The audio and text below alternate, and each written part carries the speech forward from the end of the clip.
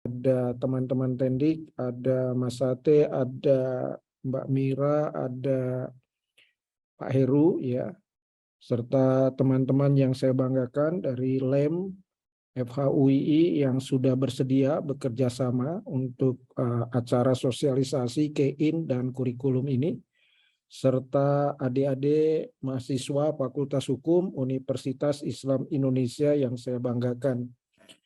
Pertama-tama, mari kita panjatkan puji syukur kehadirat Allah Subhanahu wa Ta'ala.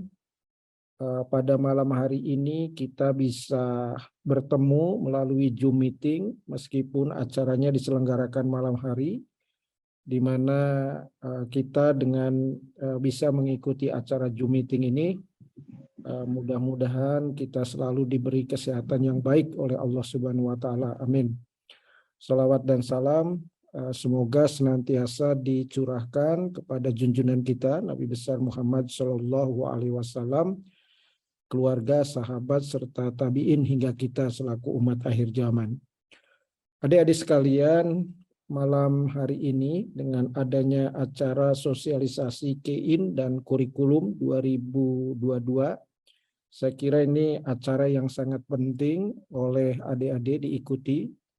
Karena pertama tentu dengan mengikuti kegiatan sosialisasi KEIN maupun kurikulum ini, adik-adik akan mendapatkan informasi secara lengkap dan baik, dan tentunya dengan adik-adik mendapatkan informasi yang lengkap dan baik ini, adik-adik juga ke depan akan mudah untuk melakukan KEIN, itu yang pertama ya, yang seringkali dalam pelaksanaannya ada persoalan-persoalan, dan persoalan-persoalan itu terkadang faktor penyebabnya karena bisa jadi adik-adik ini tidak mengerti atau tidak paham secara baik berkaitan dengan prosedur dan mekanisme KEIN yang ada di Fakultas Hukum Universitas Islam Indonesia.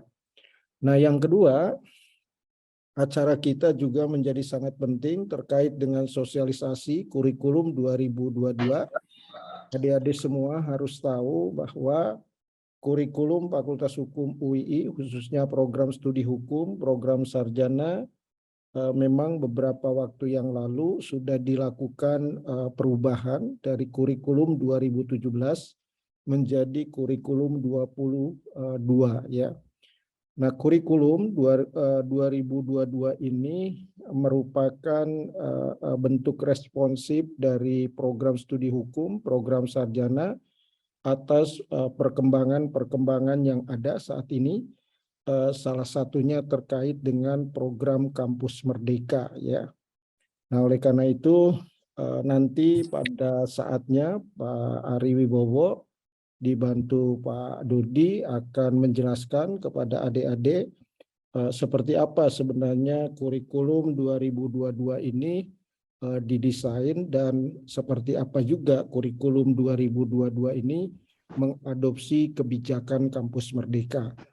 Nah, oleh karena itu, Pak Budi sebagai Dekan Fakultas Hukum UII meminta kepada adik-adik semua ikuti kegiatan ini dengan baik, dengarkan ya, dan sesuai dengan peraturan yang dibuat oleh Mas Firjia tadi, mohon bisa ditaati sehingga nanti proses sosialisasi baik itu KEIN yang akan disampaikan Mas Satejo barangkali dan kurikulum oleh Pak Ari dan Pak Dodi ini bisa dipahami dengan baik oleh adik-adik sekalian, dan mudah-mudahan dengan dipahami secara baik tentang KEIN maupun kurikulum, ke depan tidak akan ada persoalan masalah yang diakibatkan karena ketidaktahuan dan ketidakmengertian. Barangkali itu dari Pak Budi, selamat mengikuti, dan nanti mohon maaf kalau di tengah jalan Mas Firjia, Pak Budi lab gitu ya. Tapi Pak Budi berdoa semoga acaranya ini bisa berjalan dengan baik dan lancar sampai selesai. Demikian, mohon maaf atas segala kekurangannya. Terima kasih. Wabillahi taufiq wal hidayah. Wassalamualaikum warahmatullahi wabarakatuh. Waalaikumsalam warahmatullahi wabarakatuh. Terima kasih pada Prof. Budi telah menyampaikan sambutannya kepada acara kita pada malam hari ini. Sebelum sambutan kita yang kedua, saya ingatkan kepada teman-teman untuk menghidupkan kameranya bagi yang tidak berhalangan. Baik, yang kedua kata sambutan oleh Bapak Ari Wibowo, SHMH, kepada Bapak Ari Wibowo. Waktu dan tempat dipersilakan.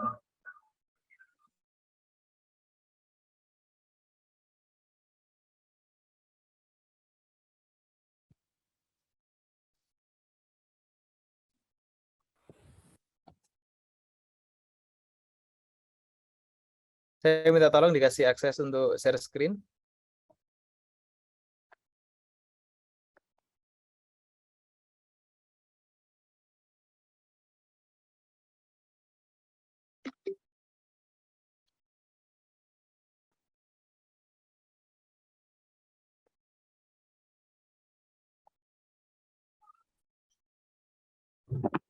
Pak Ari juga langsung bisa ya.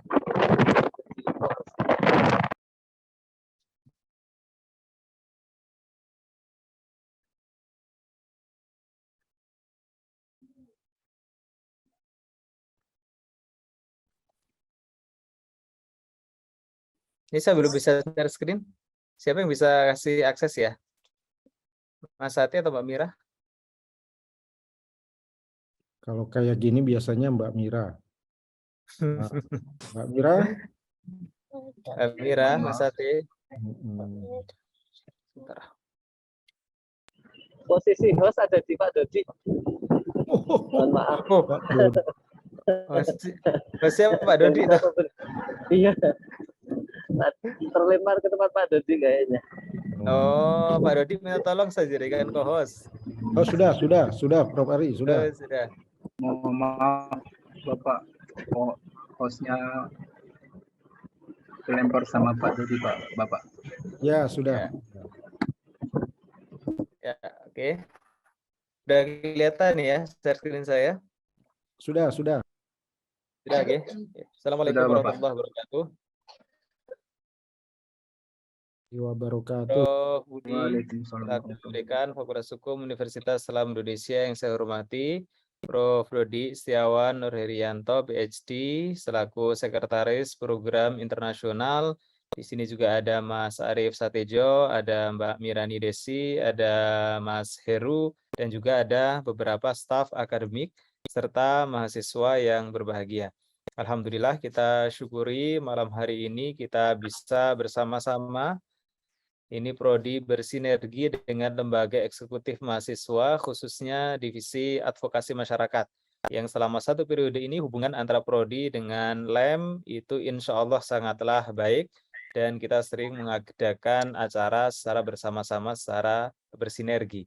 Dan hubungan yang baik ini kita harapkan tetap terus dipertahankan sampai kapanpun, karena dengan sinergi ini maka kita bisa bersama-sama untuk melakukan evaluasi dan perbaikan sistem pembelajaran di Fakultas Hukum Universitas Islam Indonesia.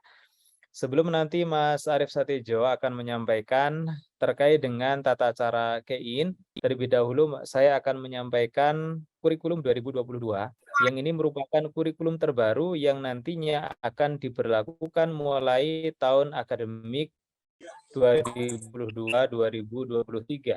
Oleh karenanya maka nanti ketika di buku pedoman akademik yang dipegang oleh teman-teman mahasiswa itu ada semester saran, maka nanti semuanya itu diharapkan mengikuti semester saran yang ada di dalam kurikulum 2022 sebagai kurikulum yang terbaru. Karena ada beberapa perubahan. Untuk kurikulum ini sudah disahkan dengan Peraturan Rektor UI nomor 17 tahun 2022 tentang kurikulum tahun 2022 Program Studi Hukum Program Sarjana Fakultas Hukum Universitas Islam Indonesia. Ini sudah disahkan oleh Rektor dan kita akan berlakukan mulai tahun ajaran yang baru. Yang perlu saya sampaikan, tidak perlu semuanya ya, hanya beberapa hal yang penting saja. Jadi kenapa dilakukan perubahan kurikulum? Karena memang menurut peraturan Dikti harus dilakukan evaluasi dan pemutakhiran kurikulum secara berkala setiap 4-5 tahun. Selain itu ada beberapa masukan dari asesor eksternal, yaitu EUNQA, yang dulu memberikan sertifikat internasional kepada program studi hukum program sarjana. Dan belum lama, semua program studi di Fakultas Hukum UI telah mendapatkan akreditasi internasional dari FIBA-A yang berkedudukan di Jerman. Oleh karenanya, maka ini membawa konsekuensi bahwa kurikulum kita dan juga lulusan kita ini harus bisa disejajarkan dengan kampus-kampus maju yang ada di dunia. Karena kita sudah accredited internationally. Secara internasional kita sudah terakreditasi. Akan tetapi yang perlu saya sampaikan, untuk perubahan kurikulum ini memang tidak bersifat mayor, tidak bersifat ekstrim seperti perubahan di tahun 2017. Tapi kita hanya melakukan perubahan minor saja untuk mengakomodasi kebijakan Menteri mengenai Merdeka Belajar Kampus Merdeka. Ya, dengan kebijakan ini kan mahasiswa tidak harus kuliah itu di prodi.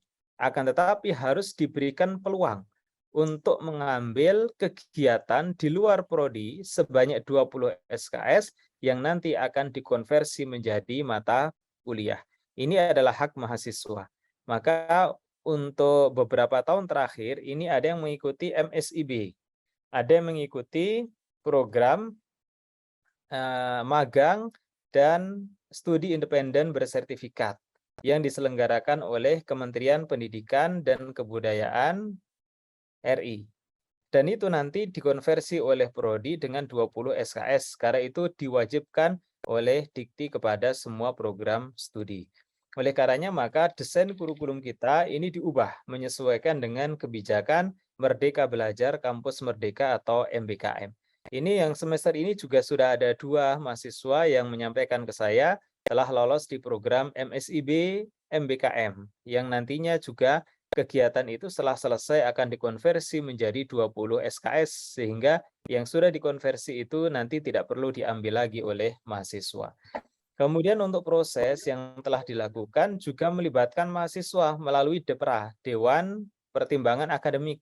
Ini salah satu unsurnya berasal dari mahasiswa yang dulu sudah ditunjuk berdasarkan hasil konsultasi dengan DPM dan LEM. Ini untuk memberikan feedback terhadap draft kurikulum yang telah dibuat oleh program studi. Selain juga dari berbagai pihak masukan itu diterima oleh prodi. Kemudian terkait dengan rancang bangun kurikulum 2022 masih sama. Jumlah SKS-nya itu sama, 147 SKS.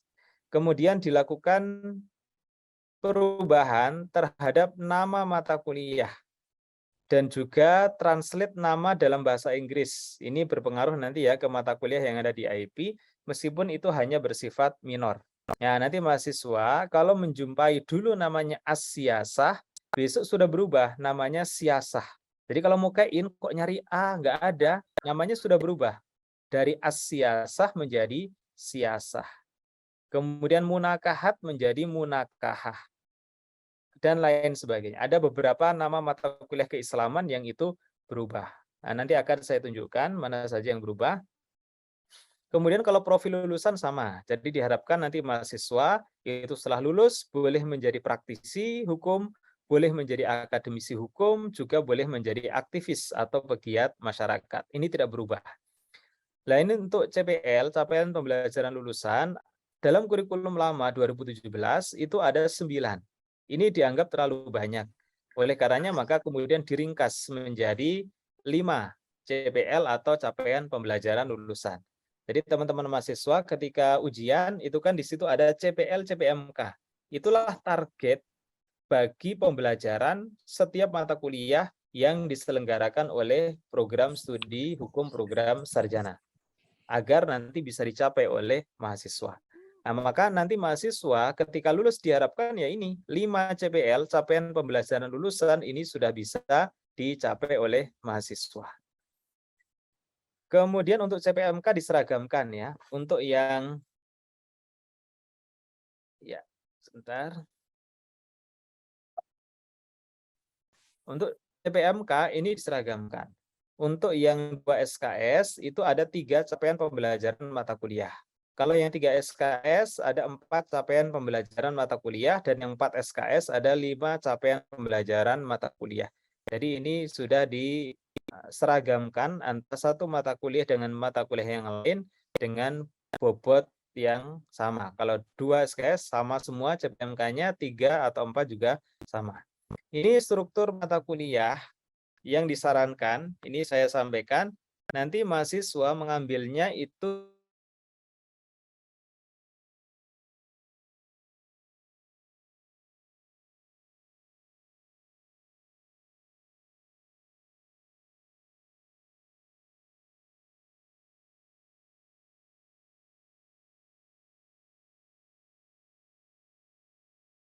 Mohon maaf Bapak, sepertinya Bapak Ari Wibowo kelempar.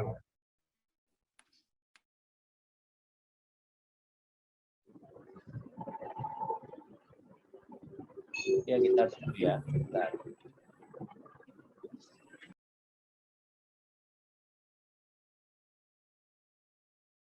Mas Sate bisa dibantu Pak Ari? ya. Mohon maaf ini kok sinyalnya lagi agak jelek ini. Ya, tolong Pak Sate disubsidi dulu ya. Iya, kayaknya perlu subsidi ini. Nah, Baik Bapak. ini mata kuliah saran ya. Untuk mahasiswa semester 1 dan 2, KIN dilakukan secara otomatis. Jadi semester 1 2 mahasiswa nggak perlu KIN. Barulah mahasiswa kalau sudah semester 3 ke atas, itu KIN secara mandiri. Makanya nanti mahasiswa harus mencermati mata kuliah yang mau diambil, kelasnya apa, jadwalnya kapan, bentrokan nggak dengan ujian. Kemudian juga pengambilan mata kuliah itu selain memperhatikan struktur mata kuliah saran, juga jatah SKS sesuai dengan IP dan IPK yang sudah ada rumusnya di dalam buku pedoman akademik. Nah, untuk mulai semester ganjil tahun 2022-2023, struktur mata kuliahnya mengacu kepada kurikulum yang baru. Ini nanti akan dibagikan ya, Mas Ate, besok ini juga dibagi.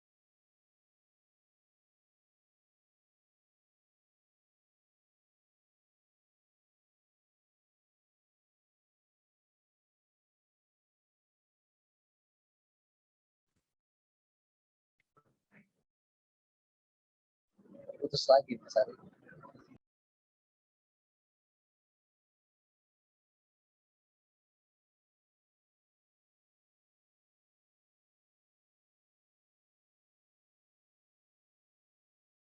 Mohon maaf teman-teman, mungkinan Bapak Ari kelempar lagi. Kita tunggu Bapak Ari, teman-teman. Terima kasih.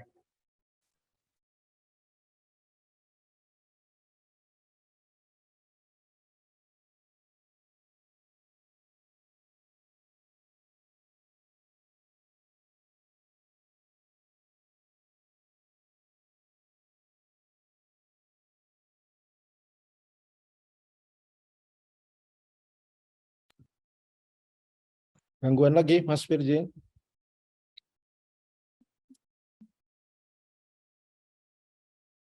Wah, terpental itu Pak Ari. Baru mopoi titik kecil kayaknya bro. Ya, mohon ditunggu ya, sabar ya, Mas Firjin ya. Iya. Coba saya pin dulu ya. Oh,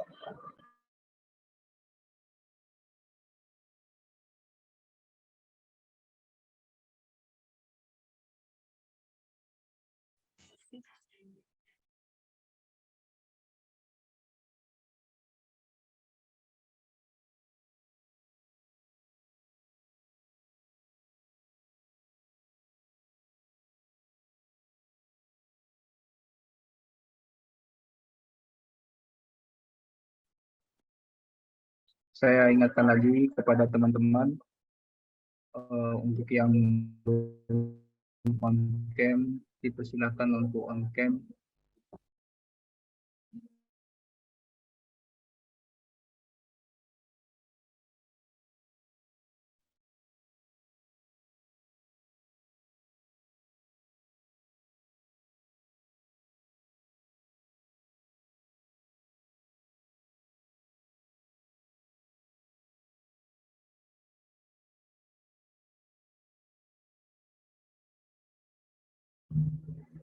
Mas Rizin, Pak Ari kayaknya kesulitan untuk masuk. Apa saya isi sebentar ya? Nanti untuk mengisi kekosongan waktu ya. Paling tidak saya hanya akan mengenalkan soal KIN, dan KIN itu bagi teman-teman kayaknya sudah tidak begitu masalah ya. Tapi suara saya kira-kira terganggu nggak ya? Karena saya ada Ya, di agak pinggir, terganggu, agak terganggu. di pinggir jalan. Hmm. Ada suara-suara gemuruh itu. Oh, ini karena di pinggir jalan. Keras banget ya? Keras banget Ya, ya? keras. Saya kecilkan.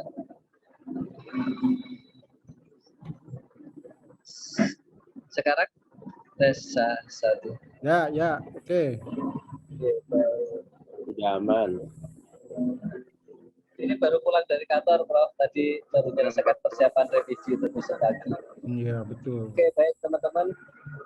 Saya ini aja ya, langsung saya share screen.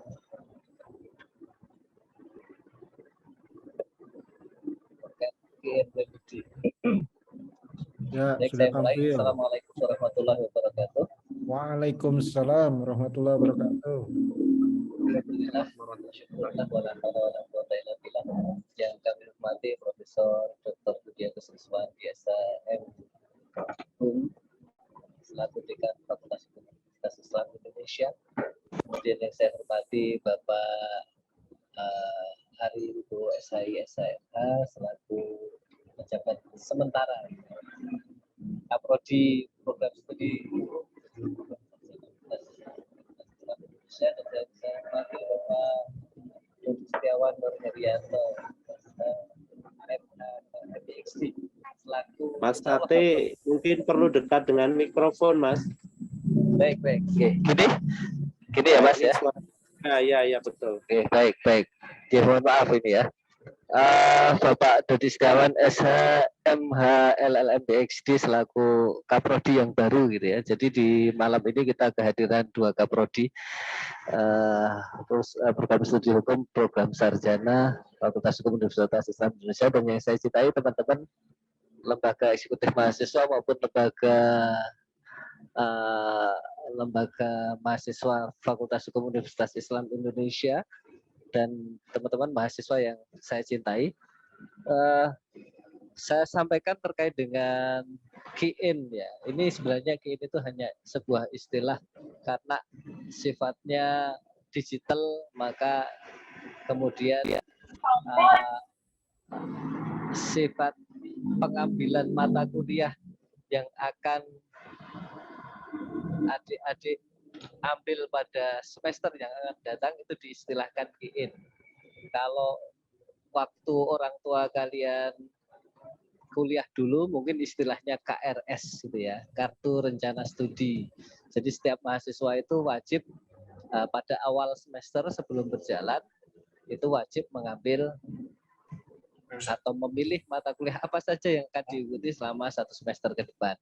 Nah, istilahnya kartu rencana studi. Mengisi, kalau dulu manual ditulis di dalam sebuah kertas gitu ya, tetapi karena sekarang eranya era digital, dan saya yakin adik-adik sudah tidak awam lagi ya soal penggunaan teknologi digital, maka tidak perlu saya panjang lebar menyampaikan bahwa sebenarnya KIN itu hanyalah memilih mata kuliah apa saja yang kita ambil pada semester depan. Tadi disampaikan oleh Pak Ari bahwa pada kurikulum 2017 maupun 2022 itu untuk mahasiswa semester 1 dan 2 tidak perlu memilih karena sudah dipaketkan.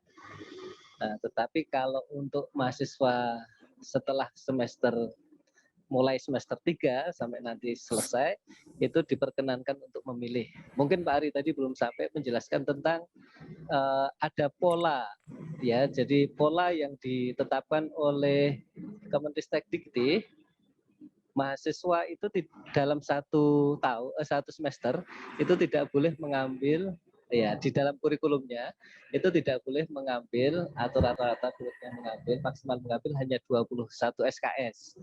Tetapi Mas Tate, slide-nya nggak jalan. Halo? Slide-nya nggak jalan. Jelas? Slide-nya nggak jalan. Oh, belum saya Oh. jalankan, Prof. Oh, siap. Memang saya baru prolog saja ya. Jadi ini masih soal kiin ya. Jadi soal istilah kiinnya. Jadi adik-adik secara normali itu hanya boleh mengambil maksimal 21 SKS. Tetapi untuk mahasiswa berprestasi, yaitu mahasiswa yang di atas IPK-nya di atas 3,0, itu boleh mengambil sampai 24 SKS dan tidak boleh lebih dari itu. Nah, oleh karena itu nanti pada buku pedoman itu akan ada 2 skema, yaitu skema mahasiswa normal maksimal bisa mengambil 21 SKS, tetapi nanti bagi yang berprestasi bisa mengambil 24 SKS. Nanti adik-adik akan mendapatkan keterangan pada sistem informasi gateway kita berapa jatah yang bisa diambil SKS-nya. Jadi itu, GN itu adalah cara yang dilakukan untuk mengambil mata kuliah yang Anda inginkan. Nah, terus selanjutnya apa yang perlu disiapkan? Ini tidak perlu saya jelaskan sebagaimana dulu saya menjelaskan kepada mahasiswa angkatan 2012, 2013 gitu ya. Apalagi 2010 ke bawah itu kita menjelaskannya harus detail. Tetapi untuk mahasiswa sekarang karena sudah berinteraksi dengan internet itu sedemikian eratnya gitu ya. Bahkan lebih erat dari pacarnya sendiri karena tiap hari berhubungan dengan internet, maka istilah koneksi internet yang diwajibkan untuk mengakses sistem informasi gateway kita itu adalah hal yang wajib ya. Satu itu. Koneksi melalui apa saja teman-teman tahu, bisa pakai data, bisa pakai wifi, bisa pakai ya segala macam yang bisa koneksi. Pakai Bluetooth pun kalau memang bisa silahkan gitu ya. Terus akses ke sistem informasi gateway, akunnya harus dipastikan aktif. Adik-adik bisa melihat atau ya aktif itu bisa dikatakan pada status mahasiswanya aktif. Yang kedua itu aktif bisa login. Ya. Jadi adik-adik harus bisa memastikan bahwa akun gateway teman-teman nick@students.ui.ac.id itu bisa digunakan untuk login ke gateway kita. Kalau tidak bisa ya tentu saja tidak akan bisa untuk mengakses KIN kita atau sistem KIN kita. Perangkat pengakses bebas, mau menggunakan komputer boleh, gadget boleh, yang penting handal. Dalam artian adik-adik koneksinya handal, kemudian perangkatnya juga sudah mempunyai core kecepatan prosesor yang tinggi, high prosesor ya, jadinya itu akan mempengaruhi salah satu mungkin nanti saya jelaskan terkait dengan ini ya kecepatan akses mahasiswa untuk mengakses sistem informasi gateway itu cukup dipengaruhi oleh perangkatnya semakin canggih, aksesnya akan semakin cepat. Biasanya kalau perangkatnya kurang canggih itu untuk loading saja lama, maka otomatis ketika mengakses sistem informasi itu akan juga terlambat dibandingkan dengan perangkat yang lebih bagus. Maka sebelum KIN silahkan minta orang tua untuk membelikan komputer yang bagus. Itu percandaannya kayak gitu ya.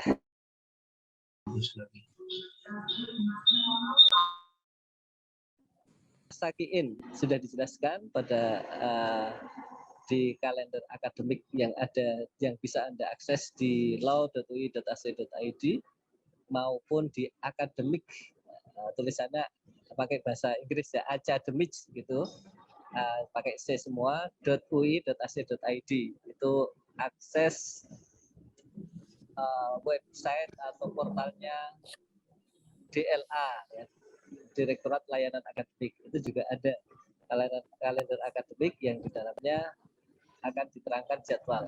Pada saat akhir dari semester ini kita juga menyampaikan informasi, ada flyer yang terkait dengan pelaksanaan pra-KIN, kemudian KIN gitu ya. Juga ada KIN pada masa revisi.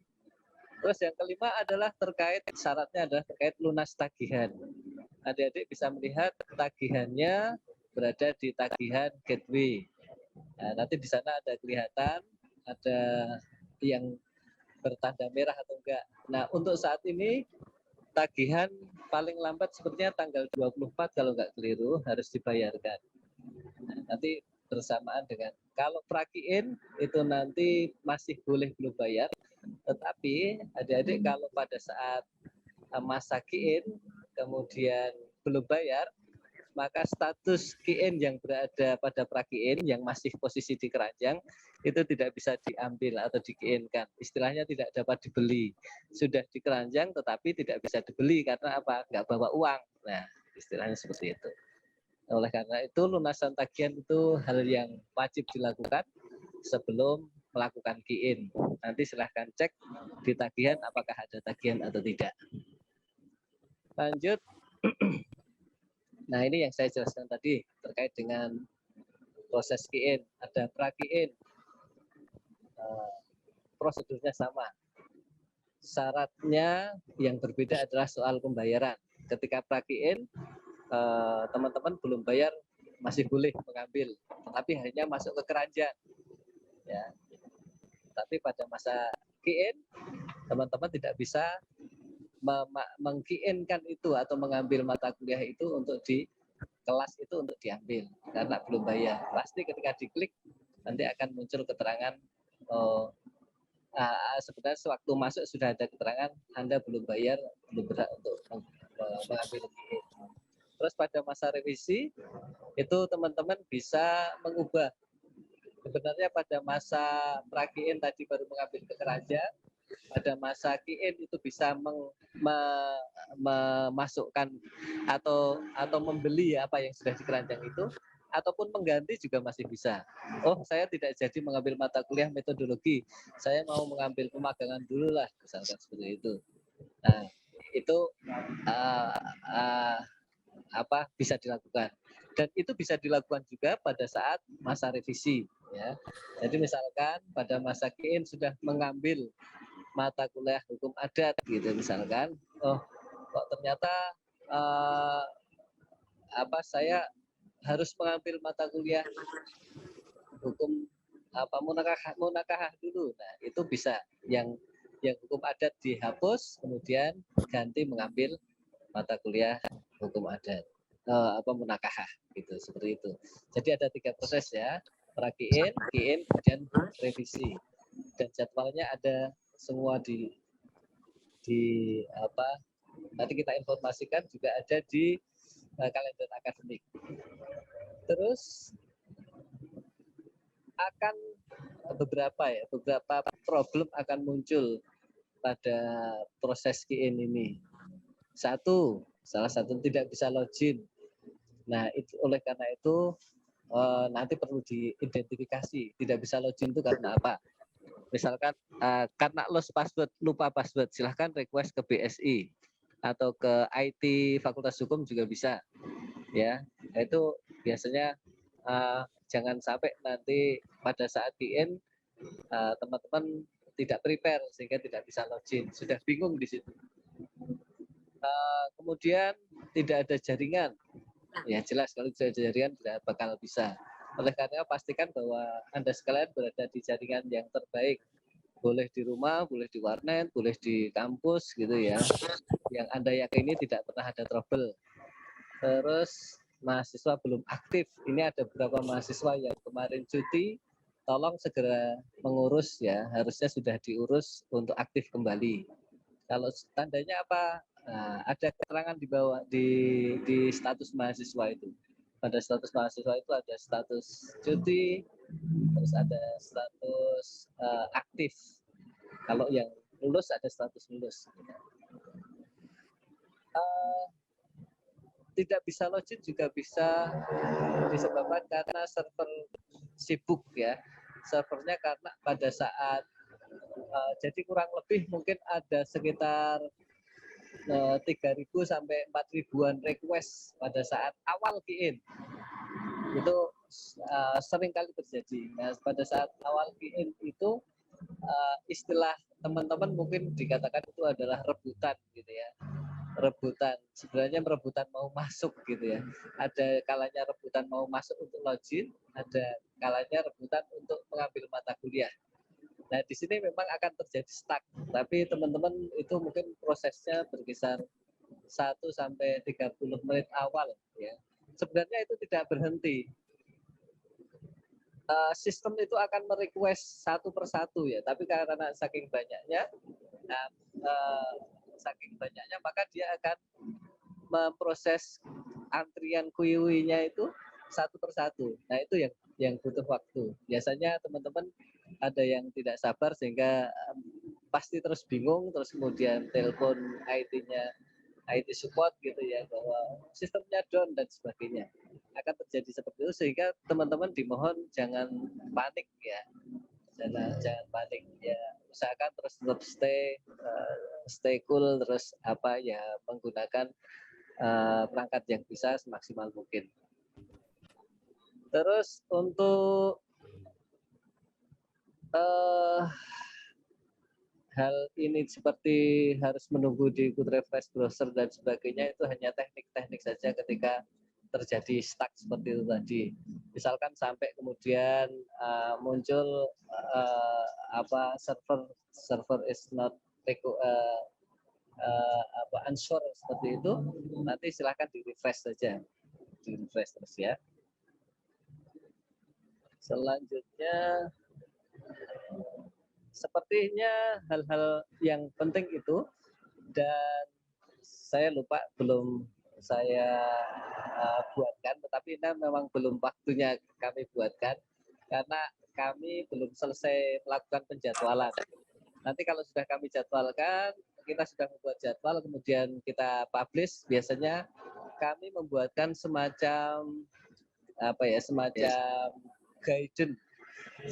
guidance untuk teman-teman mensimulasikan mata kuliah apa, mensimulasikan KRS. Jadi mata kuliah apa yang akan diambil di semester depan,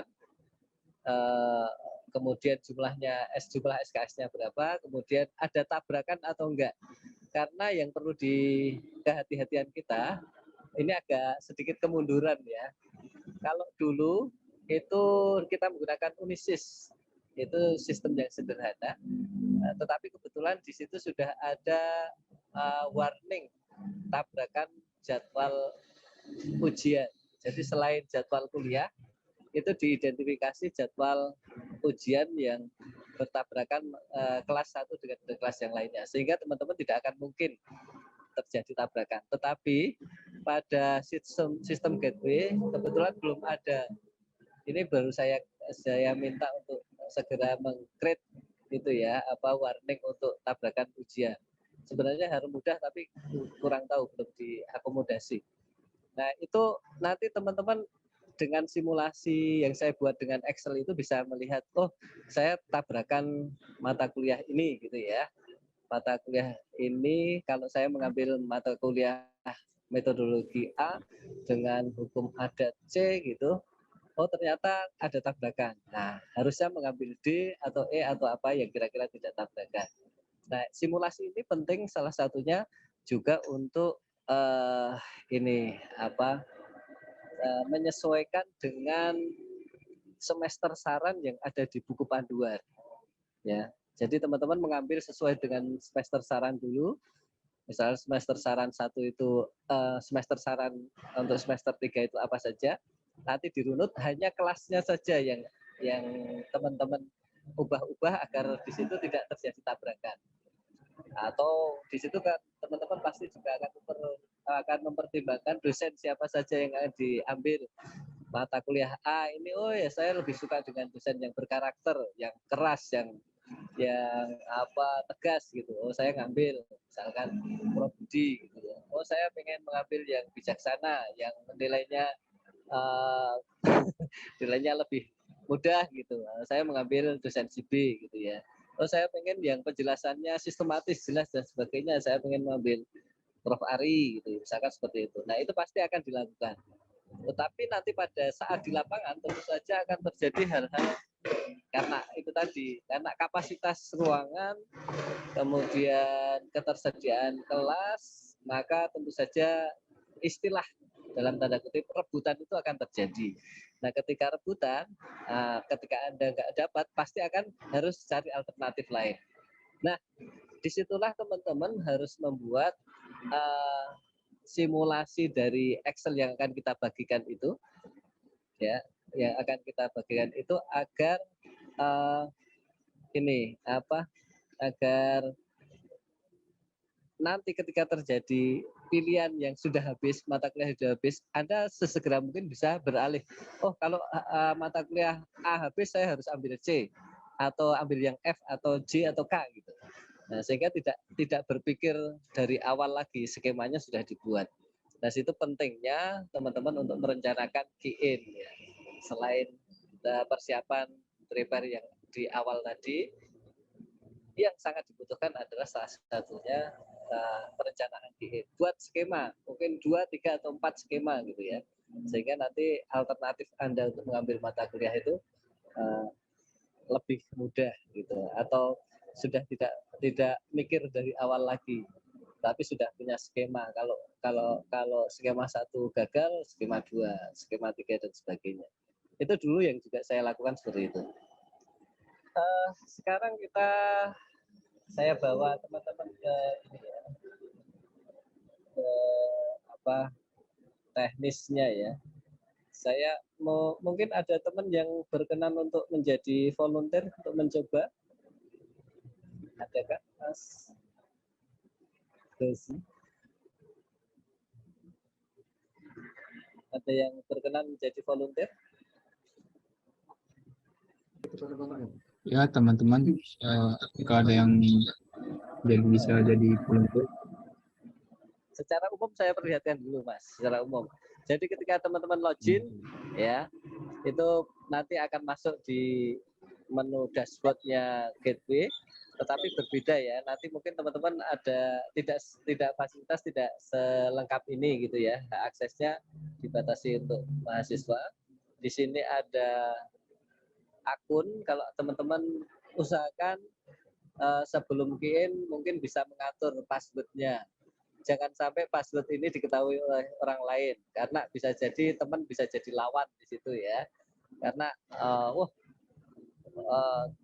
kebetulan karena pernah pinjam password, akun Anda dipakai, hasil key-in Anda dihapus, nah, kan celaka itu.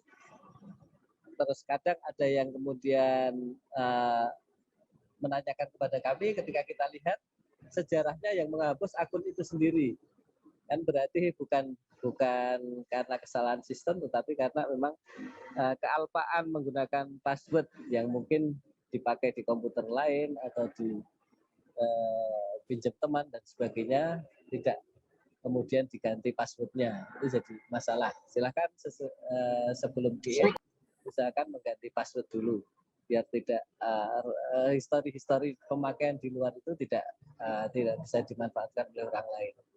Nah, nanti menunya itu hanya ada di situ, di UI RAS. Ya. Nah, Anda tinggal mengambil key-in. Nah, kalau di sini, ini teman-teman langsung mengambil. Nah, nanti saya pinjam ya, ini akunnya siapa saya pinjam, datanya siapa saya pinjam. Nanti ketika pra-key-in Anda baru bisa memasukkan ke keranjang. Tetapi ketika key-in dan revisi Anda bisa meng-key-in-kan. Atau ketika sudah di keranjang bisa di-key-in semua langsung. Ya, kalau sudah saya sudah yakin settle dengan pilihan saya, maka langsung diklik key-in semua. Nah, nanti sudah akan ter-key-in semua. Gitu ya. Nah, kalau nanti Anda belum bayar, pasti ketika ngeklik key-in akan muncul di sini istilah Anda belum melakukan pembayaran. Gitu ya. Seperti itu. Atau misalkan belum aktif, maka dia akan menyampaikan belum aktif. Key-in sesederhana itu, teman-teman, ini bisa memilih mata kuliahnya, bisa memilih semester sarannya, misalkan semester saran 3 gitu ya. Semester saran 3 apa saja. Ini tapi mohon maaf, ini masih key-in remedi sehingga kita tidak bisa melihat. Nah, ketika key-in-nya nanti key-in sudah reguler, Itu nanti bisa melihat di sini. Berdasarkan dari semester saran, diklik semester 3 nanti akan muncul di sini mata kuliah apa saja. Ya. Semester 4 atau 5 akan muncul juga seperti itu. Itu hanya untuk filter saja. Mau mencari misalkan saya hanya mau kuliah di hari Selasa atau hari Senin, nah, pilih. Jadi fasilitas ini saya yakin teman-teman bisa mencobanya sendiri, ya filter-filter seperti ini atau rekomendasi yang diinginkan seperti itu. KN sederhana seperti itu Mas, tetapi yang harus diketahui dan harus direncanakan adalah terkait dengan pemahaman soal kurikulum. Nah, nanti akan dijelaskan lebih lengkap oleh Pak Ari ya setelah saya, sebelum nanti tanya jawab. Tapi dari situ kurikulum ini sangat penting karena jenengan Anda sekalian harus punya skema. Saya harus lulus di semester 7 atau 8 gitu ya. Kalau semester 6 kayaknya memang agak sulit, nggak mungkin lulus karena nggak bakalan bisa selesai teorinya gitu ya. Ditambah dengan praktek dan tugas akhirnya pasti belum selesai. Nah, paling skemanya paling cepat semester 7 dan kalau bisa paling lambat semester 8 ya, sesuai dengan skema kelulusan normal kita. Tapi kalau bisa semester 7 alhamdulillah bagus. Semester 7 tetapi di bulan-bulan kedua ketiga itu sangat bagus ya. Itu sangat bagus termasuk kuliah cepat ya, selesai cepat. Oke, baik. Mohon maaf kiranya hanya sebatas itu karena memang KN ini bagi teman-teman mahasiswa yang modern saya kira tidak jadi masalah ya.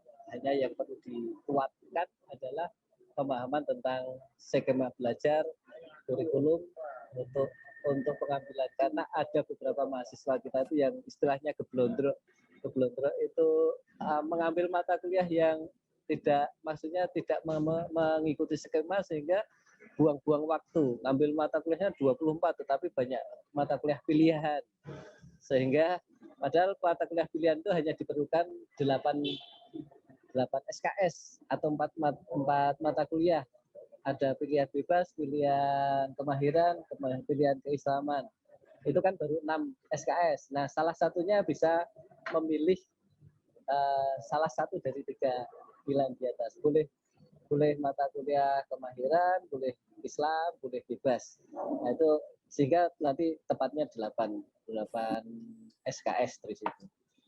Mungkin itu Pak Ari sudah bisa bergabung.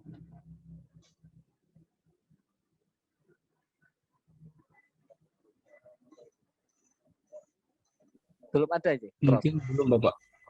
Oh, belum. Belum ada Baik, Bapak. kalau belum, monggo bisa tanya jawab dulu atau mungkin Prof mau Prof Budi mau Prof Dodi mau menambahkan monggo terkait dengan IT mungkin.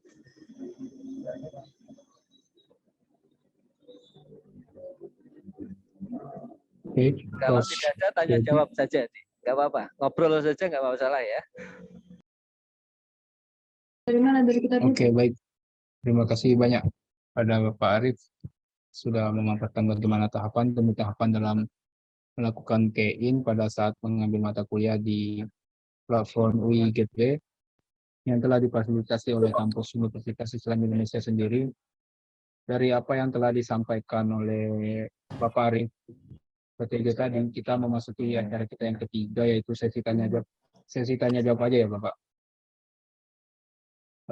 Baik, baik Bapak.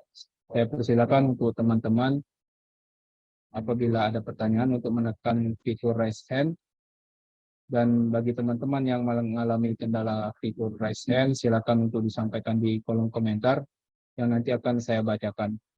Dan kami juga telah menyediakan Google Form di kolom chat untuk teman-teman yang ingin bertanya, yang nanti pertanyaannya akan kami sampaikan.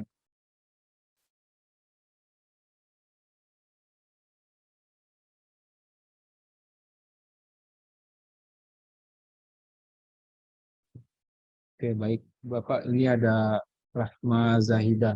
Silakan Rahma Zahida untuk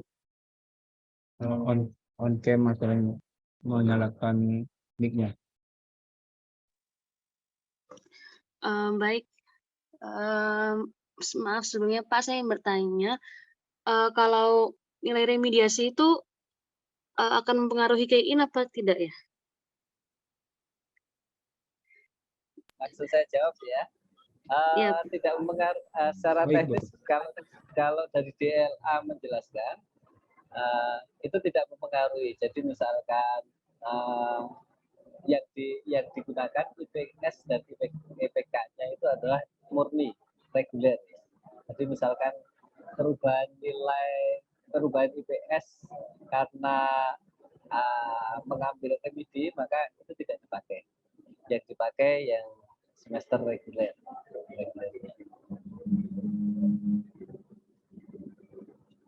Baik, terima kasih Pak.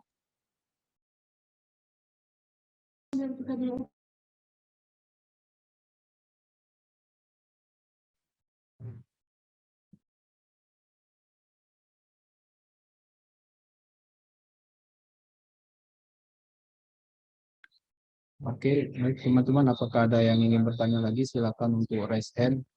Silakan.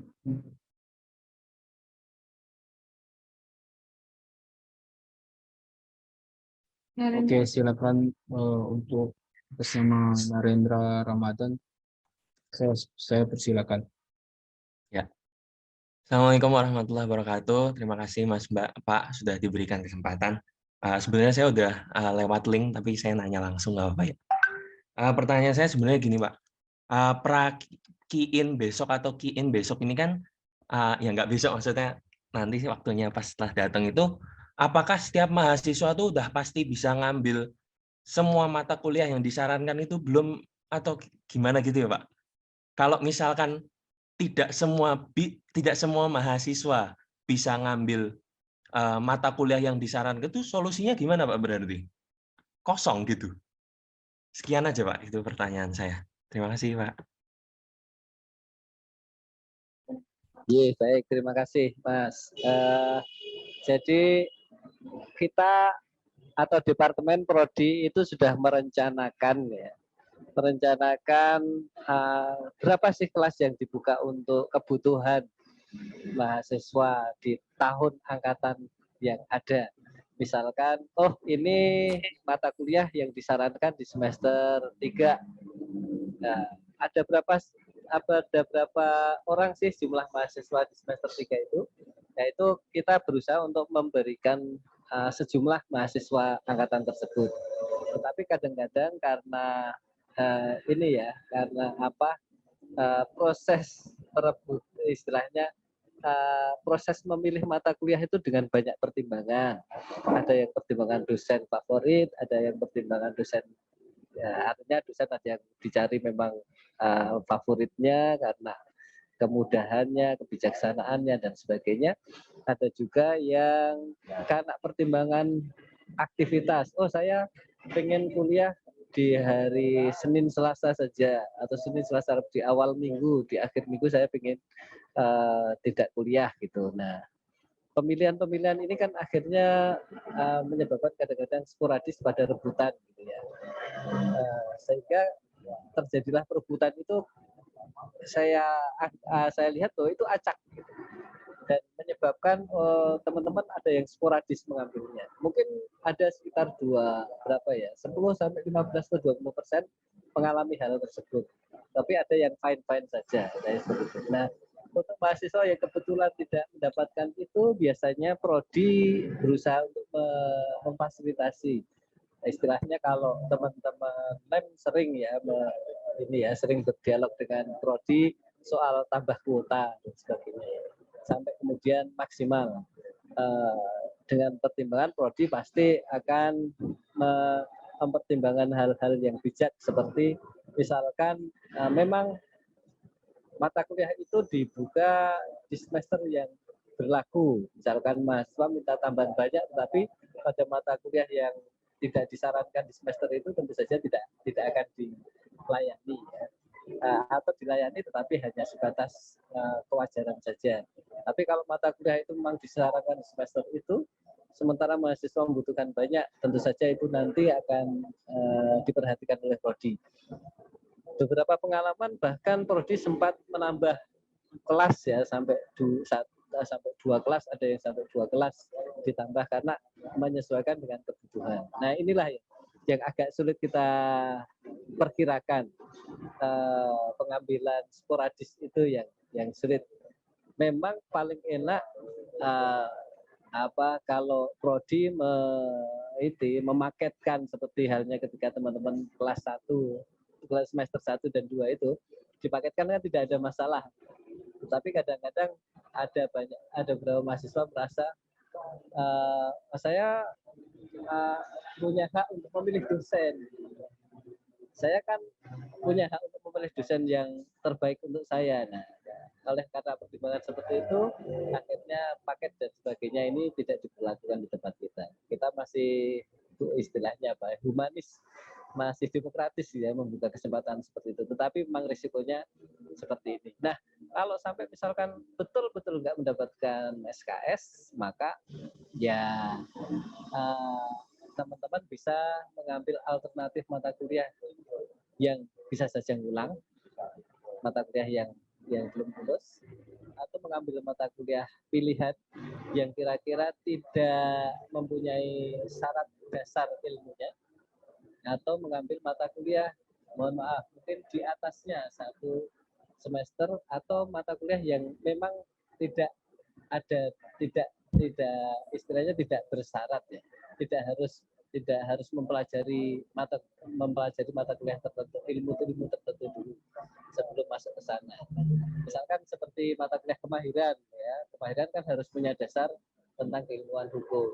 Nah, di situ kalau mau mengambil kemahiran ya harusnya bawahnya harus diambil. Jangan mengambil mata kuliah kemahiran semasa masih dasar-dasar mata kuliah tertentu, itu tidak harus diambil. Alternatifnya seperti itu, Mas.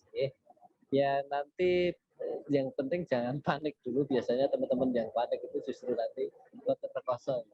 Teman-teman yang tenang-tenang itu biasanya pede, insya Allah mendapatkan mata kuliah yang diinginkan. Mungkin hanya sebatas itu yang bisa saya sampaikan ya. Monggo yang lain. Terima kasih, Pak. Baik. Ini Bapak, kita ada pertanyaan dari Gifom Bapak. Ini dari Muhammad Farhan Hanif. Izin bertanya Pak, untuk mahasiswa yang mengambil program MBKM pada semester besok, apakah perlu key-in pada tanggal 22 nanti ya Pak? Bagaimanakah skema konvert nilai bagi mahasiswa yang ikut magang kampus Merdeka? Sekian, terima kasih Pak. Ya, terima kasih. Mas Ari sudah datang belum ya? Kalau belum saya coba jawab ya. Jadi untuk mata kuliah yang MBKM kita prosesnya melalui pertemuan dengan prodi.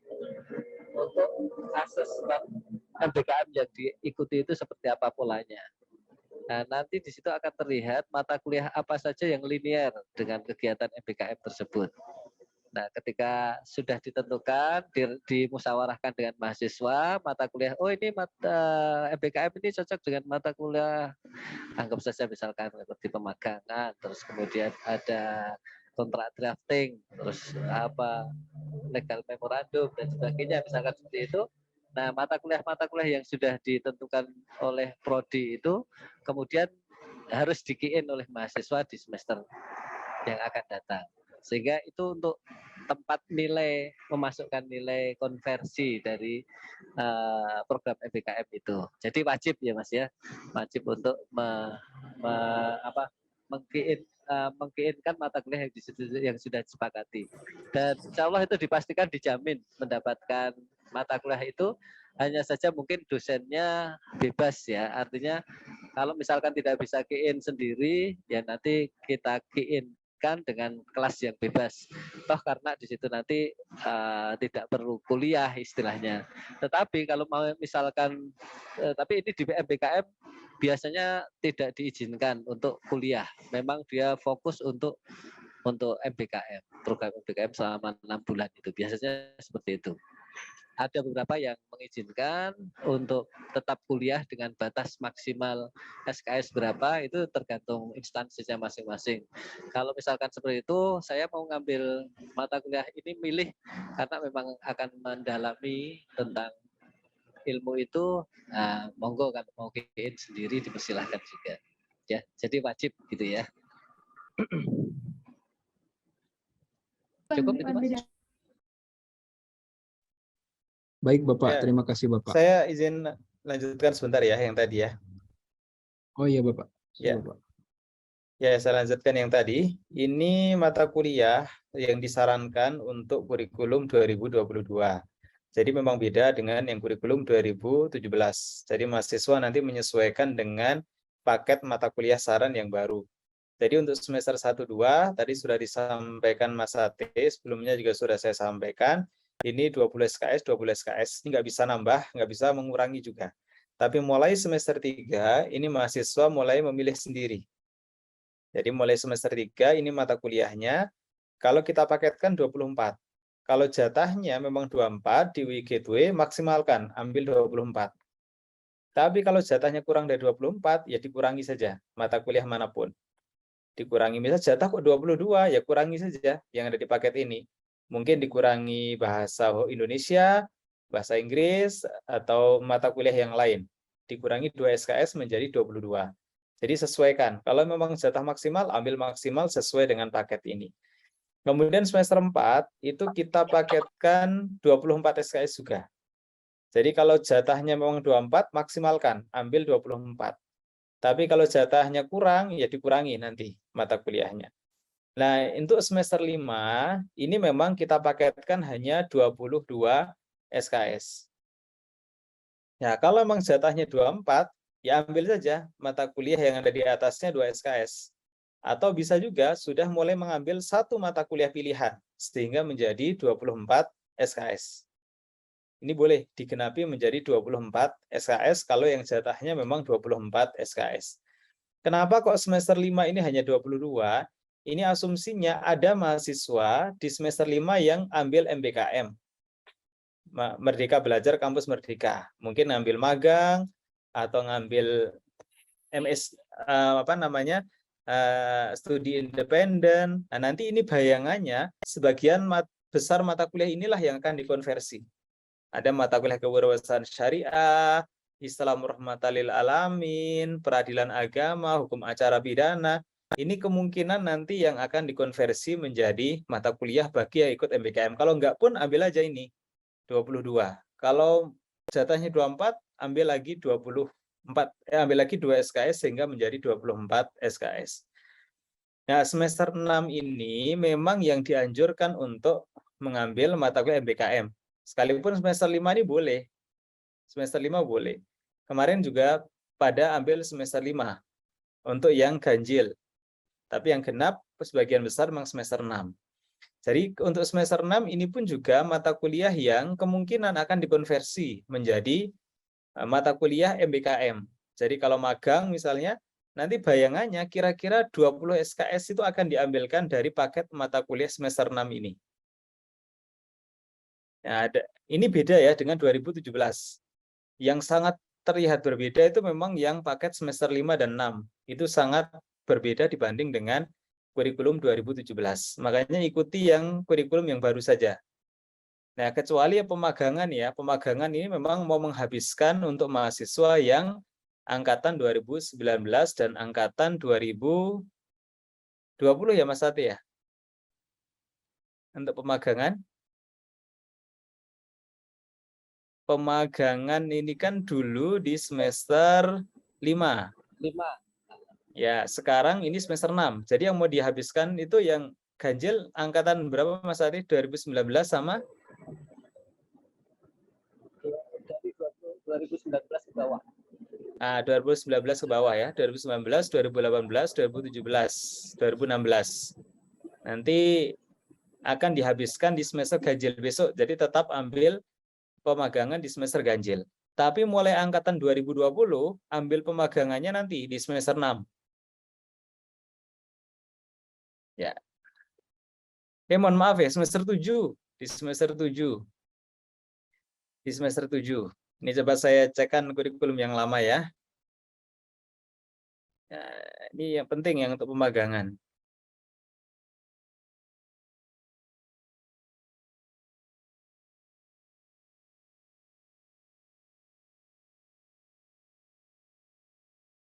Nah, sebentar. Ya.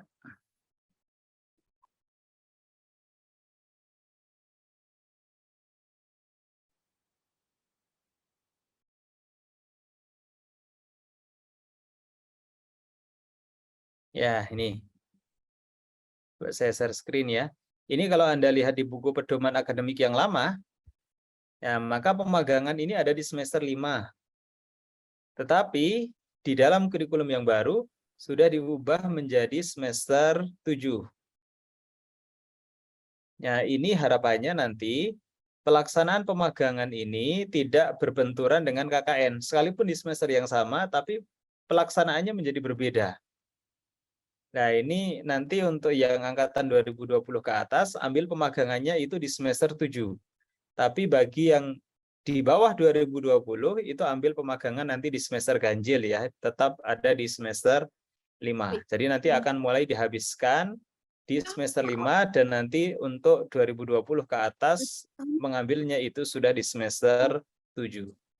Nah, ini ya perlu diperhatikan ya. Jadi ini yang sangat kelihatan berbeda. Mulai semester 5, 6, dan 7.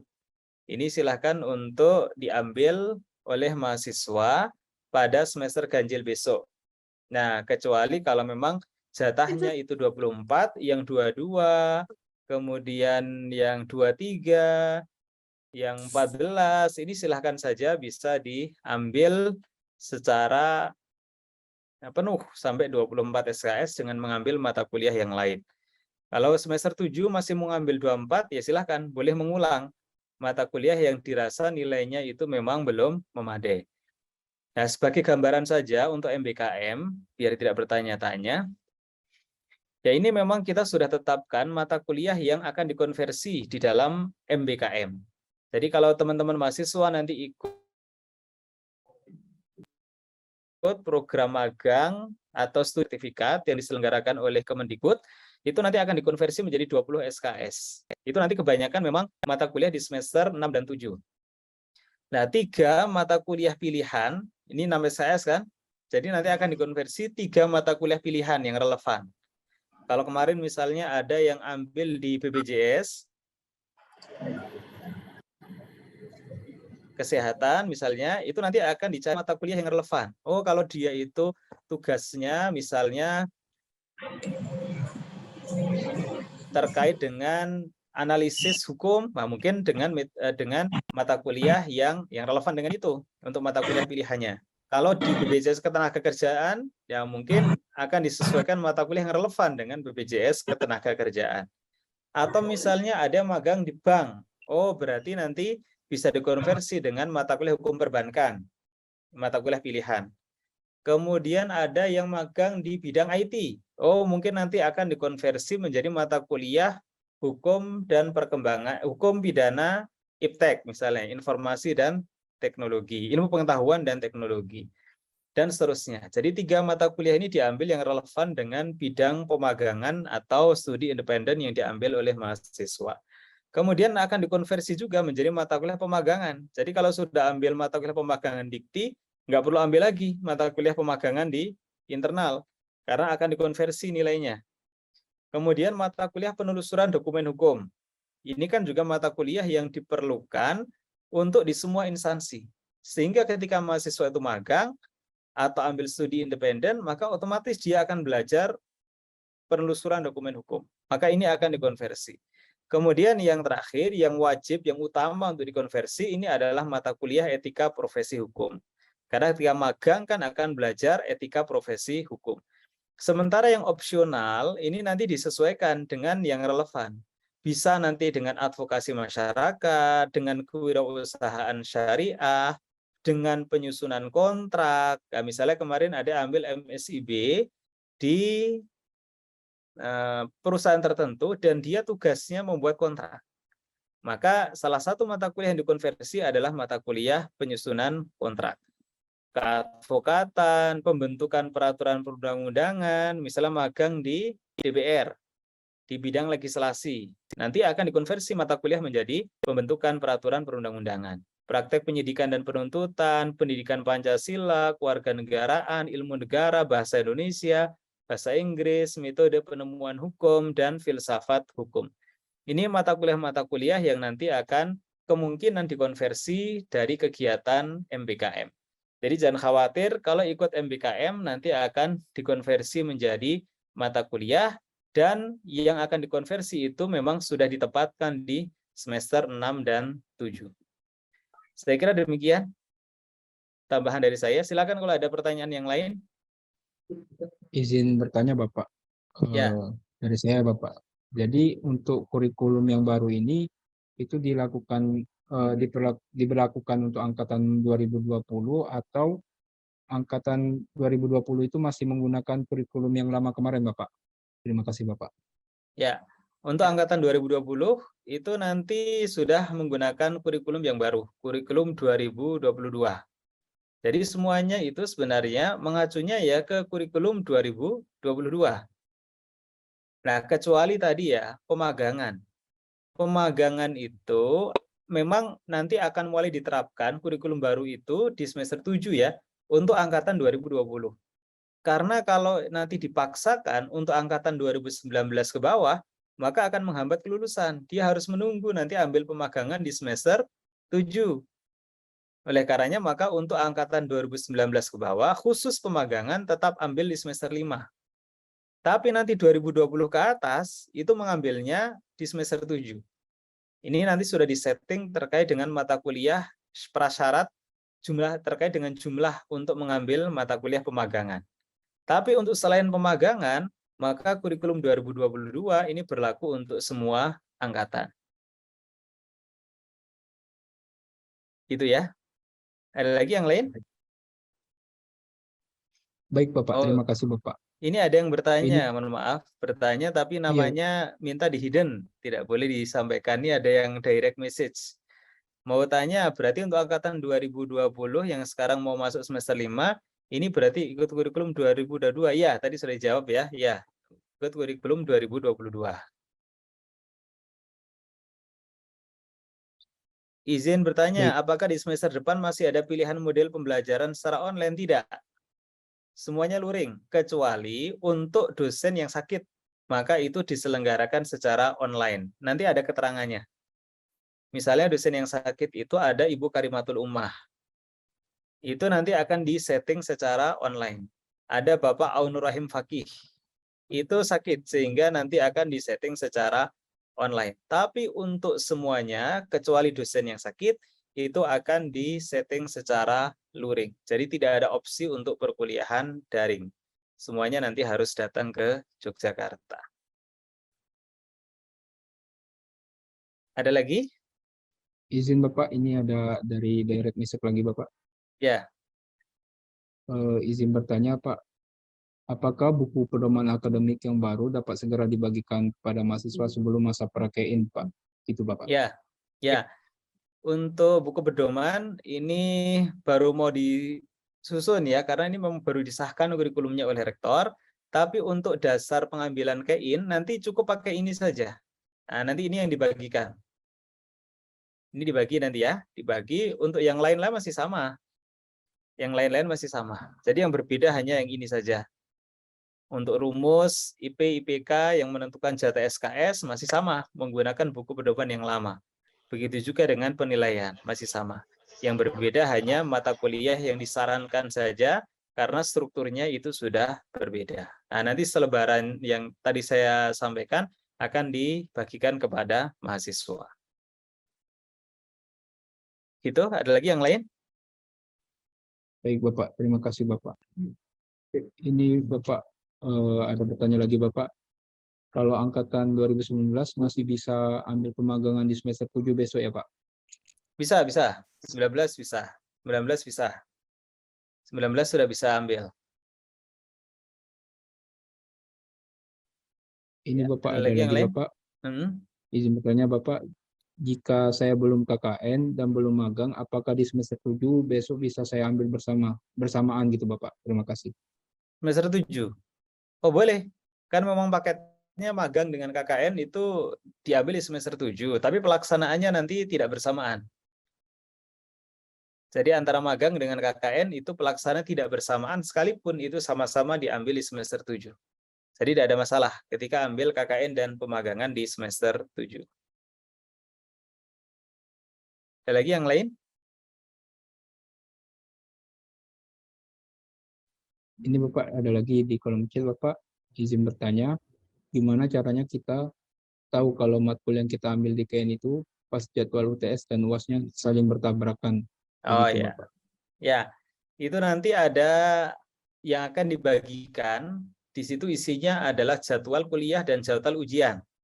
Nah nanti mahasiswa harus ngecek karena memang sistem nggak bisa otomatis nge-ban atau otomatis menolak kalau ada mata kuliah yang ujiannya bertabrakan.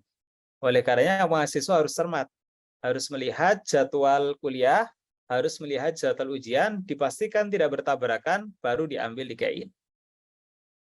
Nanti akan dibagikan. Jadi akan dibagikan itu nanti yang tadi saya sampaikan, mata kuliah saran sesuai dengan struktur kurikulum yang baru 2022, yang kedua jadwal kuliah, dan yang ketiga jadwal ujian. Itu ya, jadi harus cermat ya, jangan sampai mengambil mata kuliah yang ujiannya itu berbenturan. Ada lagi yang lain? Ya, nanti akan dibagikan. Sekarang memang baru disusun, nanti sebelum KIN itu sudah pasti akan dibagikan. Oke Bapak, berarti untuk slide yang tadi dibagikan ya Bapak, melalui kabar kuliah, begitu Bapak? Ya, nanti saya kirim ke Mas Satejo, nanti Mas Sate yang akan nge-share. Oke, Nanti baik kita Bapak. share lewat ini, Pak Ari, lewat portal Law SID ya. Mohon maaf ini karena saya di jalan mungkin warungnya juga mau tutup. Mohon maaf. Lagi yang makan perlu ditegaskan. Enggak, dari kampus baru selesai untuk Oh iya, persiapan besok. oh iya. Terus kalau nggak sampai rumah ya udah mampir jalan saja. Terkait dengan konversi, jadi teman-teman nanti semua mahasiswa itu akan dikonversi menjadi kurikulum 2022 ya. Jadi tidak berjalan dua kurikulum tapi hanya single kurikulum.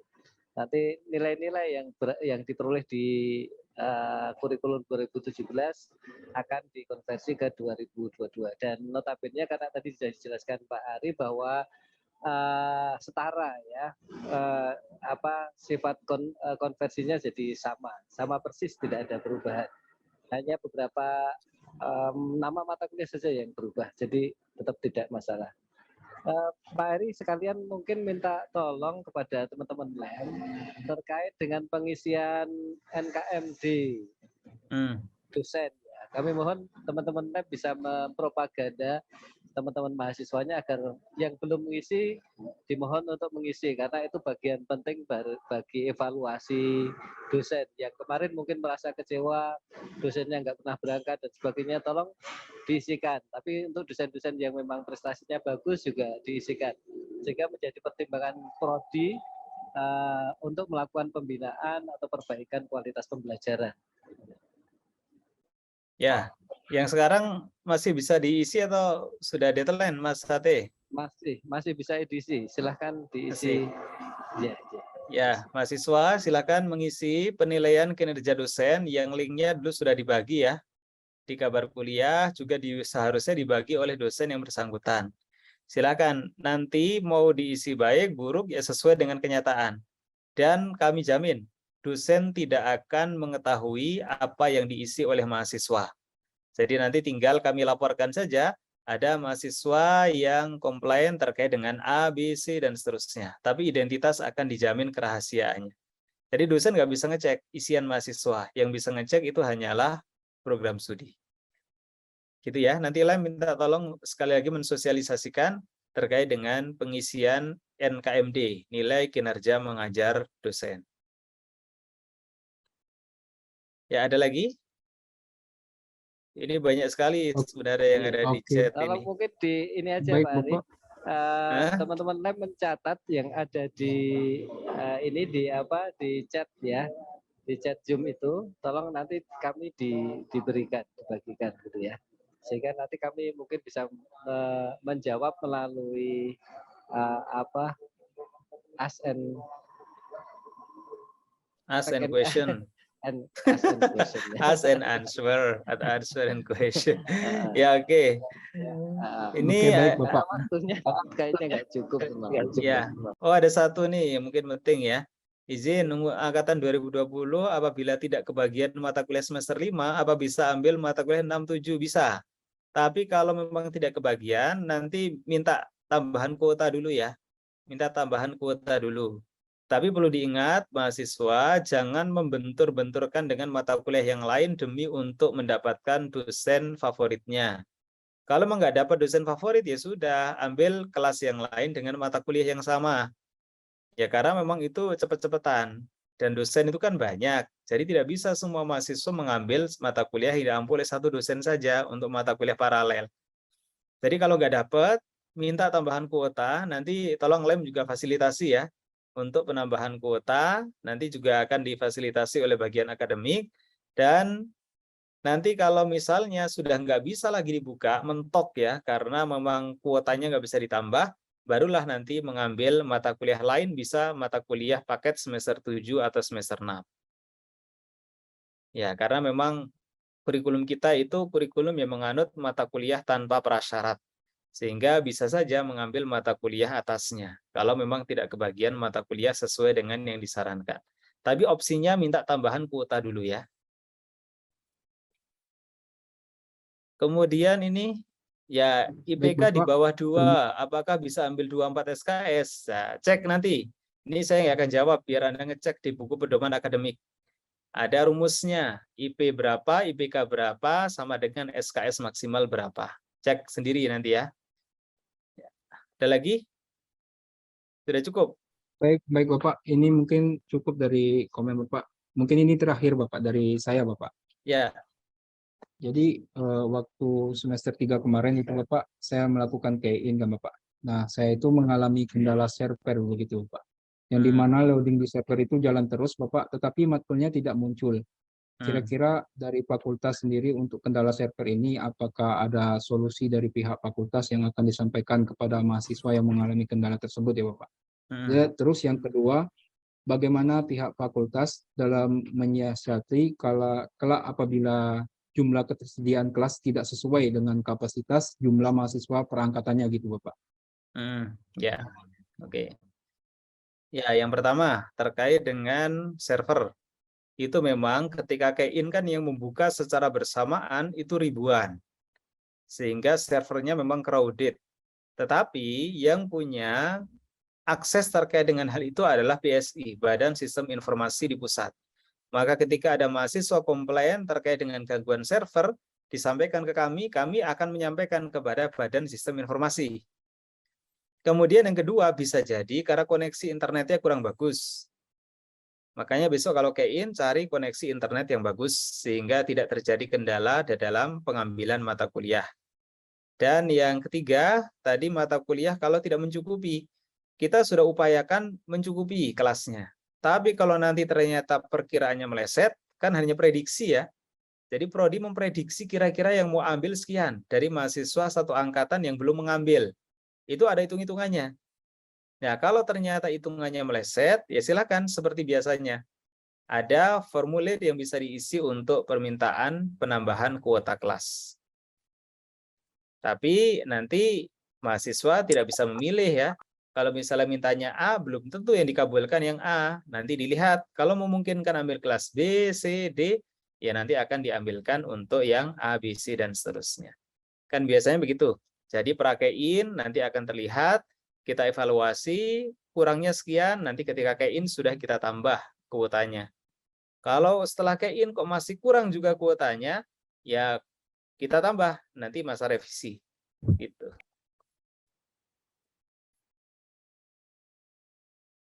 Ada lagi yang lain? Oke, baik. Ya, Oke, baik. cukup Mungkin ya? Cukup, Bapak. Ya, Bapak. Mungkin Ya. untuk teman-teman yang belum sempat dijawab pertanyaannya, bisa mengisi di form yang telah kami sediakan nanti, supaya kami tanyakan balik lagi, nanti kita sampaikan lagi. Karena mengingat waktu kita terbatas begitu teman-teman.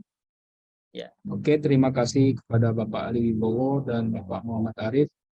Dengan berakhirnya sesi tanya jawab ini, maka berakhir pula acara sosialisasi KEIN pada malam hari ini. Terima kasih kepada pihak akademik yang telah memberikan wadah kepada teman-teman mahasiswa untuk mengetahui bagaimana proses dalam melakukan KEIN. Dan terima kasih kepada teman-teman yang sudah menyempatkan waktunya untuk hadir dalam agenda sosialisasi KEIN ini pada malam hari ini. Saya Virgawan Listianto sebagai moderator acara pada malam hari ini, dan selaku fungsionaris Departemen Advokasi Lembaga Eksekutif Mahasiswa Fakultas Hukum Universitas Islam Indonesia, kurang lebihnya mohon maaf apabila terdapat salah-salah kata dalam memimpin acara pada malam hari ini. Saya mohon maaf. Assalamualaikum warahmatullahi wabarakatuh. Waalaikumsalam warahmatullahi wabarakatuh. Ya, nanti sampaikan saja ya. Ya, anak-anak Alem seminggu ketemu saya bisa lebih dari 3 kali. Ya, silakan saja. Ada masukan apa nanti sampaikan saja. Kantor saya terbuka. Ya. Oke, terima kasih banyak Bapak. Untuk yang tadi pengisian penilaian kinerja dosen, kami akan mengingatkannya juga Bapak pada mahasiswa untuk segera mengisinya. Begitu Bapak. Makasih ya. Ya. Oke Bapak, terima kasih banyak Bapak. Mari pamit ya. Prof. Dodi, mari. Ya, sami-sami saya tutup ya.